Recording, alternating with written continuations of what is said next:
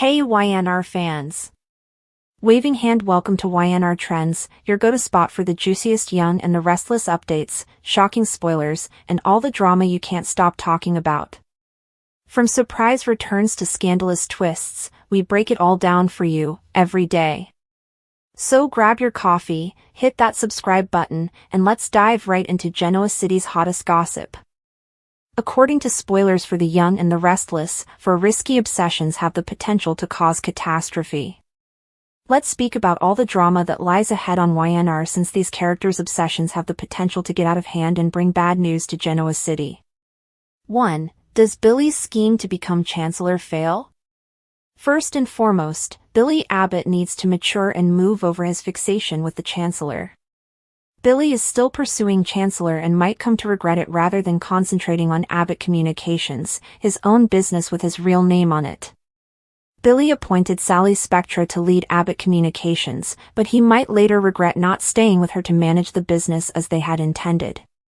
There are numerous ways in which this Chancellor expedition could end disastrously. 2. Does Kane's attempt to get Lily back go haywire? Regarding Kane Ashby's quest for Lily Winters, his obsession with getting back what they've lost can cause problems. When it comes to his ambitions for a business takeover, Kane has a lot on his plate, so getting bogged down in Lily could be a distraction that undermines his objectives. Kane's quest for a reconciliation with Lily could go awry because it appears that he could lose from every side if he is not careful. 3. What goes wrong with Phyllis's power trip? Phyllis Summers follows, and she is completely enamored with Kane's ambitious schemes and the potential power they hold. But Kane has already informed Phyllis that she is not his king's queen and that they are not on an equal footing. The power Phyllis believes she is pursuing here won't be as great as she believes. We undoubtedly believe that Phyllis and Kane's partnership could eventually deteriorate. After her power trip, Phyllis might end up with nothing and regret her decision to fully support Kane. If Kane puts Phyllis in over her head, there may even be legal repercussions. 4. Does Daniel's obsession with Tessa lead to heartache? Regarding Daniel Romolotti Jr.'s obsession with Tessa Porter and the bond they have formed, it might ultimately cause him greater suffering. After losing Heather Stevens, Daniel was devastated, but he has found solace in getting to know Tessa through their shared love of guitars.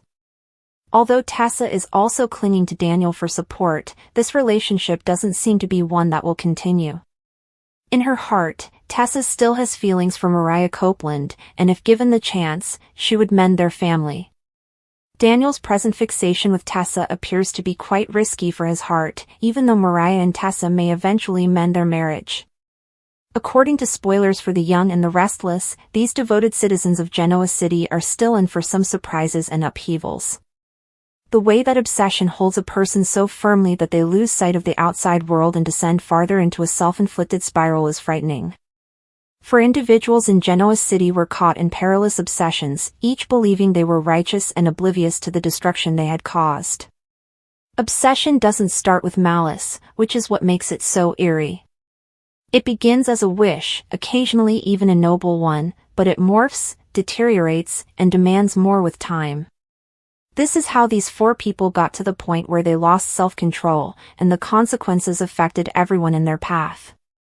One man's love turned poisonous. It was the kind of passion that could have been lovely but instead ate him up till it was nearly predatory. All he needed was patience, he reminded himself, because fate had selected them to be together and he was just battling for what was rightfully his. However, patience led to desperation, and desperation to plotting. He started planning small events, making sure they would accidentally cross paths, entering conversations he wasn't supposed to be in, and putting himself in awkward positions. People dismissed it as persistence at first, but eventually it became oppressive, and his obsession became an anchor pulling her down. Instead of feeling seen, the lady he professed to love felt pursued, as if his watchful eyes were in every shadow. Obsession does just that. It makes someone believe they are romantic when they are actually rather scary, and that they are the hero while everyone else starts to see the villain coming. In a colder, quieter fashion, another story came to life. This fixation was more about control than passion. She was unwilling to give up power because she had experienced it once, real, unadulterated power. What began as ambition, the kind that propels people to pursue occupations and move up the social scale, became a perilous impulse to control every aspect of her life. In actuality, she was suffocating the same people she professed to lead, despite herself convinced that she was merely defending what she had created.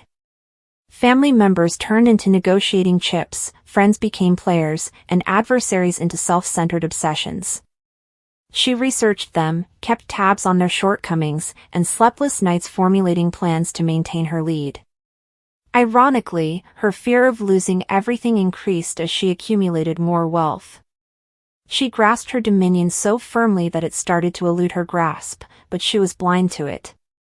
She saw every criticism as treachery, every failure as sabotage, and every ally as dubious. She became isolated as a result of her fixation with control, perched atop her own collapsing tower and too terrified to notice the foundation beneath her. Vengeance, the kind that burns hot and never cools, was the basis of the third obsession. The story he told himself every night when he couldn't sleep was that he had been wronged. He feels the ache of betrayal, which never goes away, like a festering sore. He lost sight of everything else as he fed it with every memory of the injustice done to him, tending to it like a fire. Around him, relationships withered because he was limited to discussing retaliation. He missed opportunities because his thoughts were stuck in the past. He told himself that he was fighting for justice, but in reality, it was only a mask of passion. Vengeance is problematic because it merely takes more and doesn't restore what was lost. Additionally, he started to violate boundaries he had previously vowed never to in an effort to even the score. Violence whispered in his ear like an old friend, manipulation turned into a weapon, and lies turned into instruments. The man who had formerly desired tranquility didn't care that he couldn't identify the image in the mirror. His quest for vengeance was all that remained of him after the obsession had drained him. The final of the four was ensnared in something even more subtly damaging. She was obsessed with perfection rather than love, power, or retaliation. Being perfect, the one who everyone else could look up to, the one who never made a mistake, had been the foundation of her entire identity.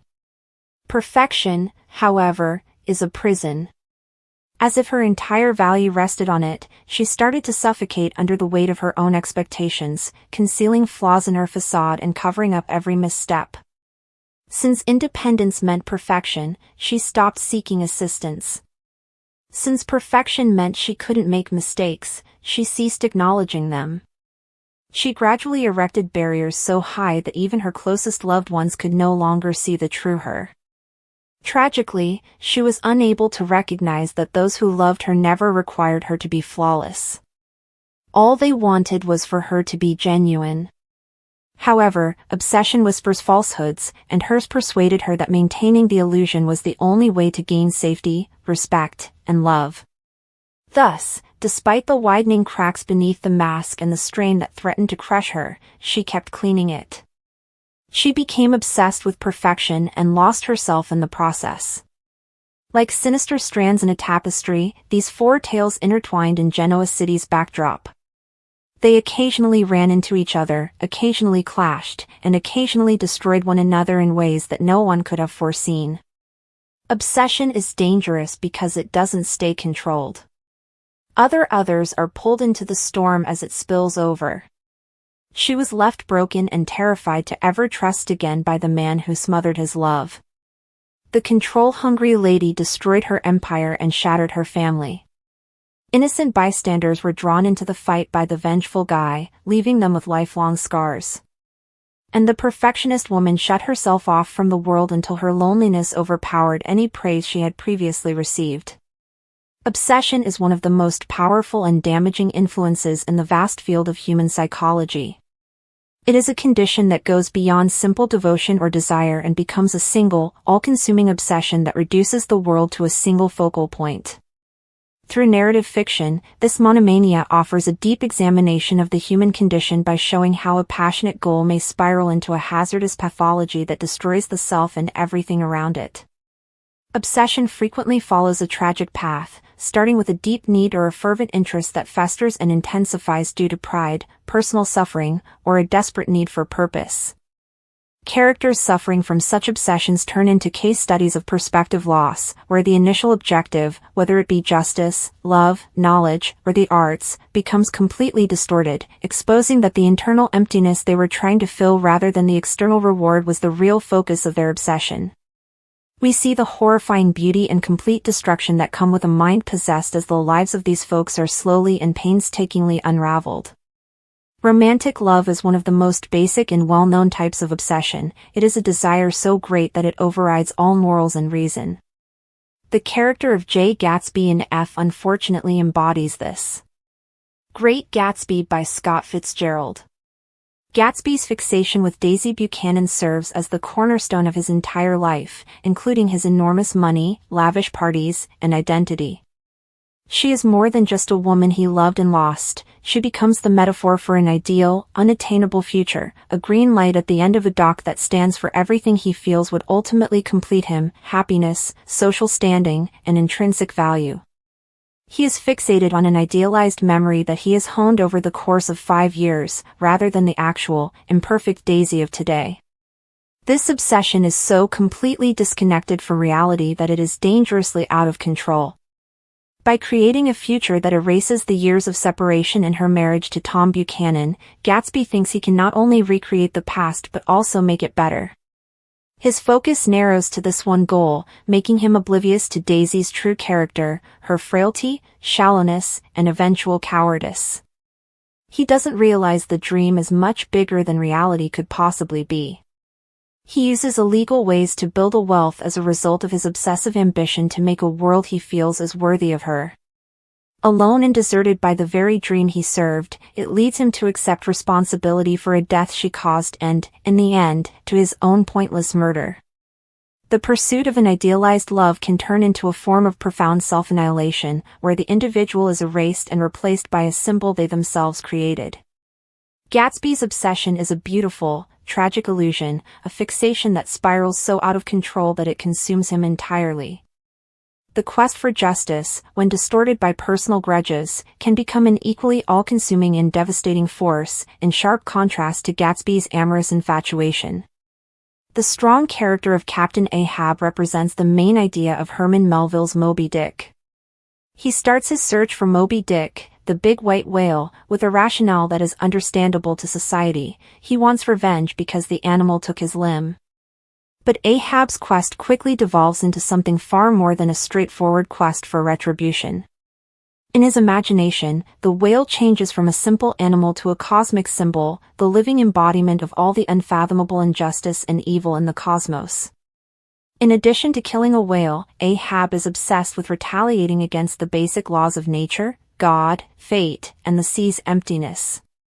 He challenges me, he heaps me, I see in him incredible strength, with an inexplicable malice behind it, he claims. This admission demonstrates the full extent of his insanity. That inscrutable thing is chiefly what I hate, and be the white whale agent, or be the white whale principal, I will wreak that hate upon him. His obsession is so intense that it takes precedence over all other considerations, including the ship's owner's financial gain, the security of his crew, and even his own life, in order to achieve his one and only objective of getting revenge. With a charming rage that tolerates no resistance, he captivates and manipulates his crew, entangling them to his insane mission. He is consumed by the fixation, which demands complete sacrifice. The inevitable disastrous outcome of this descent into madness is the destruction of the Pequod and the deaths of all occupants save one witness. Originating from a perceived wrong, Ahab's fixation turns into a totalitarian power that demands the ultimate price, demonstrating how the desire for proper retribution may degenerate into a self-destructive act that ensnares numerous innocent people. When it attempts to go beyond the bounds of nature, the human need for knowledge and creation, the very thing that propels advancement and artistic expression, can turn into a dangerous obsession in and of itself. The tragic figure of Victor Frankenstein serves as Mary Shelley's Frankenstein's everlasting warning. His obsession starts out as a bright and aspirational quest for scientific fame rather than as a malicious yearning. In order to pioneer a new way, explore unknown powers, and unfold to the world the deepest mysteries of creation, he aspires to discover the most profound truths of life and death. However, this academic interest quickly turns into an all-consuming frenzy. He withdraws from the world, his friends, and his family, working alone in a dungeon of horrors where his only company is his hideous creation. His morals are suspended, his health deteriorates, and he lives in a state of frantic compulsion where he is only aware of the process of creation. The act of accomplishing the impossible, the divine ability to grant life, is the obsession, not the results of that effort. He never stops to think about what will happen after his creature stops breathing. The experiment's conclusion, not the life that follows, is the aim. His obsessive, focused focus is the direct cause of this disastrous lack of foresight. Victor's fantasy abruptly turns into a nightmare when the creature awakens, and his focus shifts from creation to destruction. His obsession, which is equally as self-centered and unwavering as the first, is to find and destroy the creature he created. All of his loved ones, William, Justine, Clerval, and Elizabeth, die as a direct result of his obsession, both creatively and destructively, and he eventually meets a miserable end in the Arctic wastes. The story of Victor Frankenstein is a powerful allegory about the perils of unbridled ambition, showing how an obsession with knowledge and invention, apart from moral obligation and human compassion, not only degrades a man but also ruins his world. Last but not least, obsession can manifest itself in the fields of perfection and art, when pursuing the ideal of beauty turns into a terrifying goal unto itself. Oscar Wilde's The Picture of Dorian Gray is a terrifying illustration of this. The youthful, attractive Dorian is not born preoccupied, rather, his corruption is sown by other people's obsessive beliefs, especially the hedonistic ideology of Lord Henry Wotton. But as soon as Basil Hallward finishes painting Dorian's portrait, his own fixation takes hold. His existence turns into a solitary, compulsive exercise in sensory sensation and self-gratification after he strikes a Faustian deal after understanding that the painting will suffer the burdens of age and sin while he remains forever youthful. He is obsessed with maintaining his own beauty and seeking out new experiences at all costs, morally or otherwise. His actual object of preoccupation, the portrait, becomes the externalized representation of his soul. His life becomes a parallel existence as he conceals it in a locked room, the public persona of a lovely, timeless beauty and the secret routine of viewing his deteriorating image to see the horrific documentation of his decline. In a narcissistic cycle, he is obsessed with his own self-image and tries to enjoy everything while shielding himself from the repercussions. This spiral is quite harmful.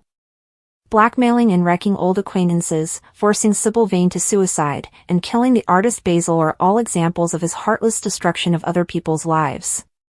He becomes morally bankrupt due to his fixation with experience and self-preservation. His masterwork of sin, the painting, becomes so terrible that his own infatuation with it turns into hatred, leading to his last, desperate attempt to destroy it, which, of course, leads to his own demise. Dorian Gray's infatuation with youth, beauty, and pleasure turns into a vicious cycle of narcissism and wickedness, demonstrating how an obsession with the ego and maintaining its beauty is ultimately a pointless and deadly endeavor in which humanity itself is the price and the soul is the currency. In summary, the literary examination of these four perilous obsessions, aesthetic perfection, godlike creation, angry justice, and romantic idealization, offers a profound and unnerving window into the human psyche. We observe a recurring and horrifying pattern in the tragic arcs of characters such as Gatsby, Ahab, Frankenstein, and Dorian Gray. An inherently human quality, such as love, a feeling of justice, curiosity, or the appreciation of beauty, can become amplified into an obsession. However, it transforms into a pathological force through a process of inflation, isolation, and moral compass abandonment. The obsessive person is dangerous to themselves and everyone around them because of this force's unrelenting internal logic, which is completely detached from the outside world. A hideous reflection of the character's own inner conflict, pride, trauma, or emptiness invariably takes the place of the initial object of the obsession. Their tales serve as timeless warnings, telling us that there is a very thin line separating self-destructive madness from ardent desire. They caution against the dangers of leading a life that is limited to a single, consuming point, where all other things, love, community, morality, and eventually the self, are given up as fuel for an unquenchable fire. These stories ultimately imply that the most perilous prison is not one built of stone and iron but rather one built around a single, unchangeable notion, an obsession that goes unchecked until it swallows its host completely.